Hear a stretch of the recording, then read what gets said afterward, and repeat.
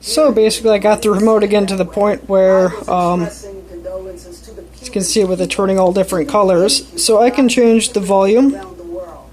I can turn it off. I can turn it back on. As you see, here's the channel buttons. So it's at this menu. I can't even get over. Well, it'll go over like that, but it won't let me change channels or anything. So how do you fix that?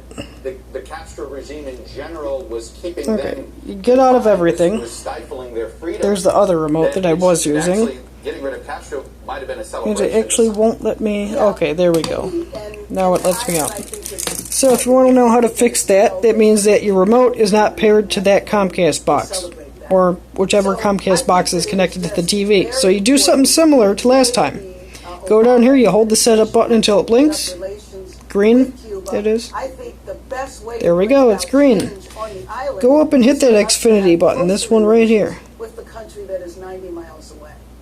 Just very quickly, Complete pairing by entering the code 838. So it's going to be different every time. Senator Marco Rubio said 838. They both essentially implied 8. that there was nobody who was ever been considered for the vice presidency that was seen as so much of a. Now I can already do that, so I can just choose skip.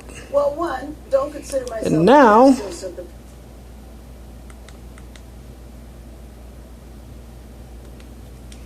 can change different channels. I have no idea what channel 256 is, but it's a good old binary number. And as you can see, there's football.